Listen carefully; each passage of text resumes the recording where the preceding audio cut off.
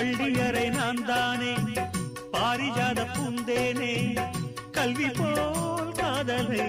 கற்றுத்தர வந்தேனே கற்றுக்கொடு கண்ணாலே தன்னிமையில் உன்னாலே என்னவோ என்னவோ என்பங்களை கண்டாலே பருவக் கனவு பிறக்கும் பொழுது இறகு முளைத்து பறக்கும் மனது